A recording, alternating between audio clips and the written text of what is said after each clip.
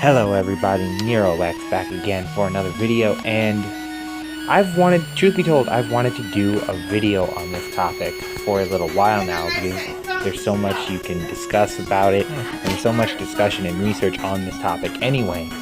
And truth be told, I did a PowerPoint presentation on this topic when I was in high school, but it was lost to the flow of time after I, finished the assignment, got the grade in, blah, blah, blah.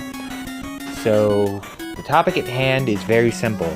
Does violence in the media, more specifically movies and video games, translate out to violence in the real world? Now there's been a lot, and when I say a lot, I mean a lot of research on this topic, and there's been research that says yes, it does. There's some correlation, and there's been research to say no, it does not have any correlation.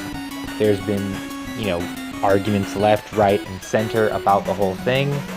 So, obviously I don't have enough time to talk about all of these things, nor do I have all the arguments, nor do I have the patience.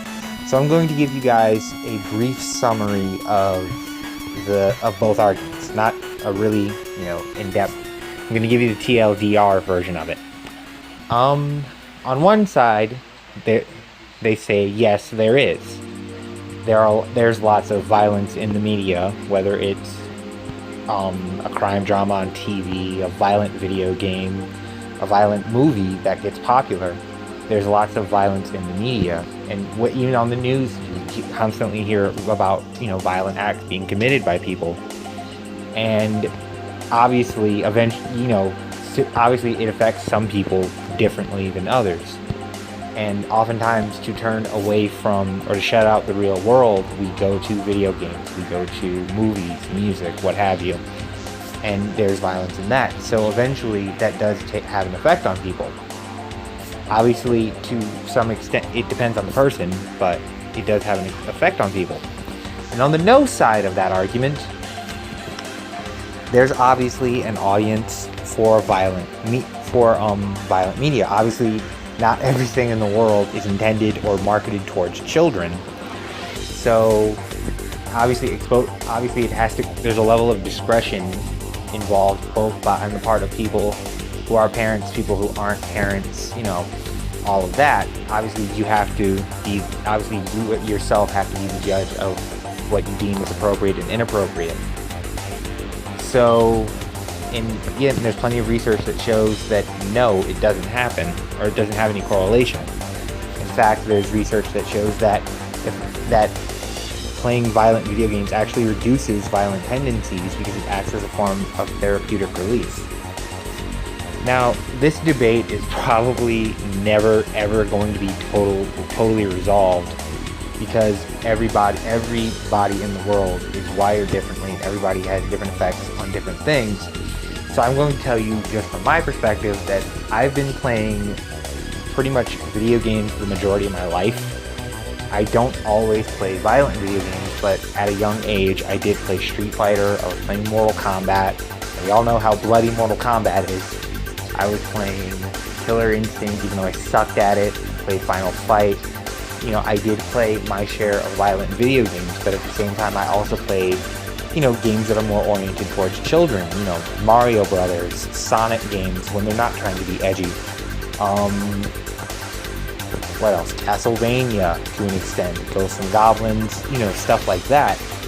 So I had that healthy balance of both, of when I was angry or something like that, or when I wanted, or if I was stressed out and wanted to release, I was able to play, a violent video game that could be considered violent in order to get that aggression out of my system. So, and on the other side of that same coin, I also played, more kid-oriented stuff. I played Spider-Man like an ungodly amount of time when I was a kid. I had the balance, and not everybody has that balance, obviously, but I feel, and this is just my opinion, so I could just be talking about it out of my ass. I feel that if you, as a person, don't expose yourself to something that you would find uncomfortable occasionally, not all the time, occasionally, then you won't grow as a person. change is one of the few constants in life, and change is uncomfortable. But at the same token, if you're a parent or something like that, you have the right to judge what is appropriate for your child. Now, obviously, this has to change as they get older, because they're going to find out about these things sooner or later. So, I'm not saying totally shelter your kids at all. I'm saying, be on a reasonable level of, what's the word I'm looking for here? There we go. I can just word it differently. Give yourself a reasonable level of accountability, both for you and your children. If you feel that something is inappropriate for your child, be firm and say no. If you feel something is appropriate, go ahead. But, that's just my opinion on the situation. I kind of presented both sides of that argument. Let me know how you feel about this kind of thing in the comments below. With all of that being said, I am NeroX. I do hope you enjoyed this video. Please like, share, and subscribe if you want more from this channel. Now I must go. My planet does need me. Peace.